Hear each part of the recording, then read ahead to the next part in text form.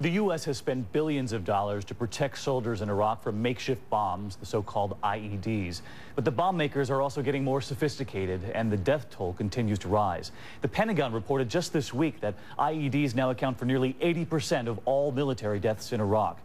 And for the soldiers who do survive these attacks, the road back can be so incredibly hard.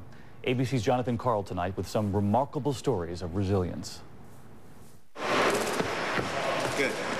Gunnery Sergeant Angel Barsanis is one of more than 600 veterans of the Iraq and Afghanistan wars to lose a limb, or in his case, two. The most amazing thing about this display, he nearly died last July when he was hit by an insurgent bomb in western Iraq. That was less than 11 months ago. Saw my leg wasn't on me anymore, my foot. I knew I didn't have a left foot. But I wasn't sure about my right. Now he shows off some of the technology that can turn an amputee into a world-class athlete. You know, I think I had just gotten my legs before I saw somebody running on running legs, and I said, about 3 weeks, that'll be me. Naturally, it didn't take 3 weeks, but that was my goal.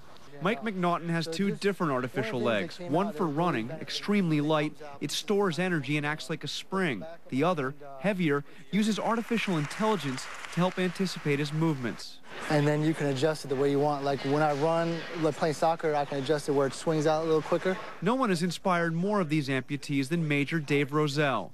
This was the Humvee he was riding in Iraq when he lost his lower leg. It was a tough day. Lost my command. You lost your command? Yeah. You lost your foot, too. Yeah, I was at war. I was lucky to be alive. Roselle not only recovered, he went on to run an Ironman triathlon and to go back to Iraq for another tour of duty, commanding a cavalry troop in combat. This will be a curtain wall of glass. Major Roselle is now working to build a new amputee athletics center at Walter Reed Army Hospital, dedicating his life to working with others who have lost what he has and more.